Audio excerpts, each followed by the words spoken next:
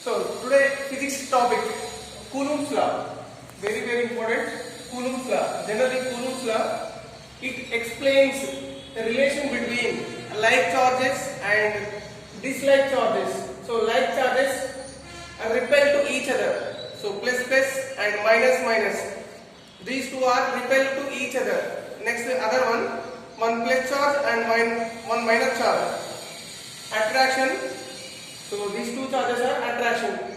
So from that Coulomb's law in 1785 they gave two laws for the force of attraction or repulsion between two electrically charged bodies separated by each other by a definite distance.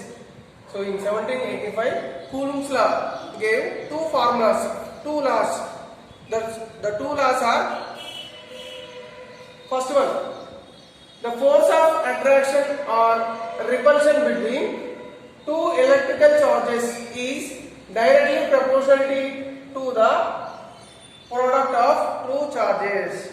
So that means, so just like if you have to take force, F is a force, so that force should be the product of two charges, two different charges or same charges, Q1 and Q2 is directly proportional to force, applied force. How much force should be applied that field? So that is F is directly proportional to Q2 charges. First one Q1, next one Q2.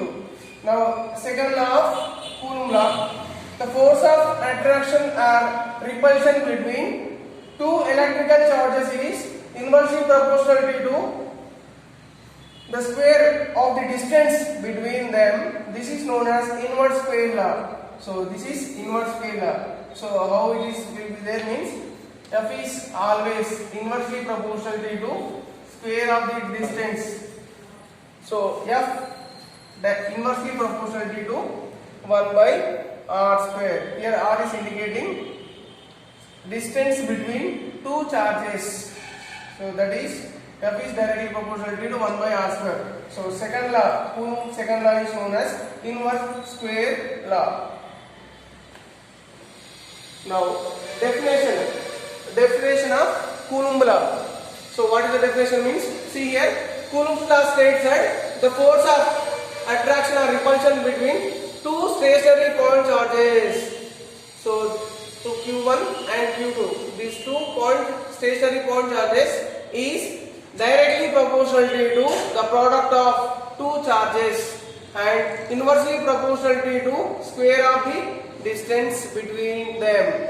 See the diagram here, plus Q1 charge and second one plus Q2 charge. So these two charges are separated by some distance. So some distance I am taking small r. So now we have to find electric field between these two charges. So how will be there? See the Coulomb law. So from that Coulomb law, so F is always directly proportional to two charges. So first charge is Q1, second charge is Q2. Now square of the distance. So distance is r. Now here square of the distance means directly inversely proportional. So F is always inversely proportional to 1 by r square. Now write these two as is here. So F is directly proportional to Q1, Q2 and inversely proportional to r square. So when we neglect proportionality, so what will come? One equal to and one constant. So here K is the force constant. So F is equal to K, remaining term you can write as this. So Q1, Q2 by r square. So when we neglect the proportionality constant, the values of K value is equal to 1 by 4 by epsilon naught into Q1 by Q2 by r square. So this is known as Coulomb's law formula. So where 1 by 4 by epsilon naught represents proportional constant. So epsilon naught is indicating permittivity of free space. So that value is equal to 8.9 into 10 to the power of minus 12 Coulomb square per Newton meter square. Okay. Now write in vector form. So F is equal to 1 by 4 pi epsilon naught Q1 Q2 by R cube. Here R cap. So when we neglect R, so here R square will be remaining. So 1 by 4 pi epsilon naught Q1 Q2 by R square. So equal. So where R cap is indicating unit vector. Start. Now next topic, deduction of Coulomb's law from Gauss law. So how to deduct Coulomb's law in Gauss law? So from using Gauss law we have to discover Coulomb's law. So from that let us take a Gaussian surface of charge Q.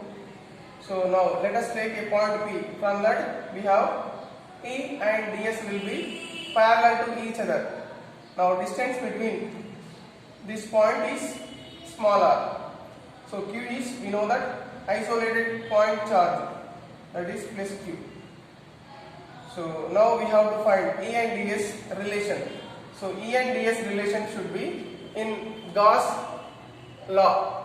So now using Gauss law. So Gauss law is, we know that, so electric field versus a vector is 1 by epsilon naught times the total charge enclosed within that surface only. So this is known as Gauss law. So is here integration E dot ds is indicating electric flux.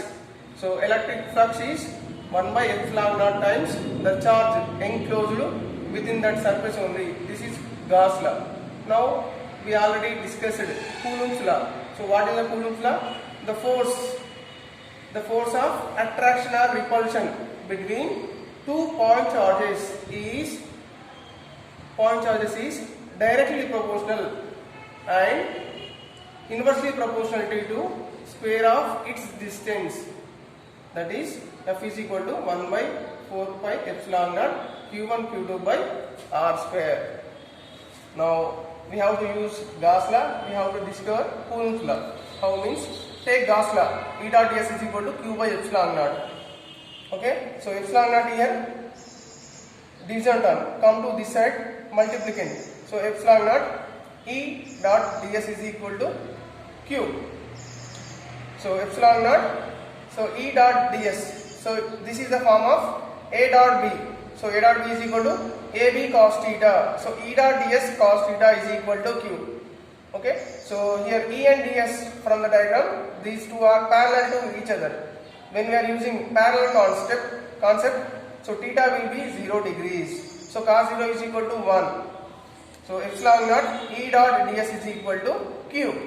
So epsilon naught, so integration value come to this side is coming outside. So integration E ds is equal to Q.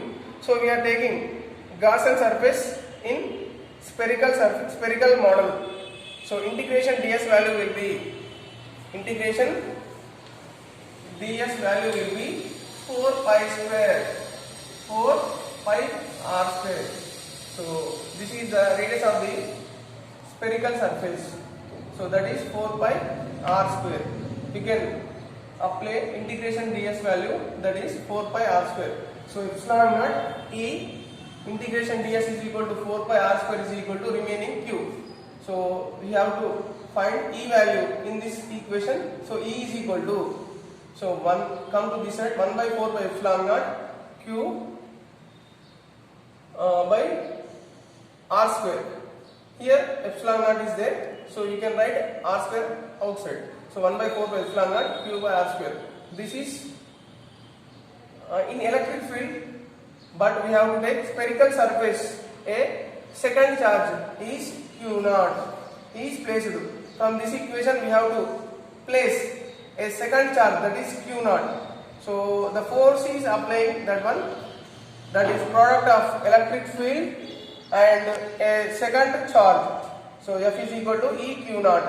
So already we know the E value. We can substitute here. So what will come? F is equal to E value 1 by 4 by epsilon naught Q by r square. So remaining multiplicand term we write as this. So this is Coulomb's law by using Gauss theorem. F is equal to 1 by 4 by epsilon naught Q naught by r square. Okay.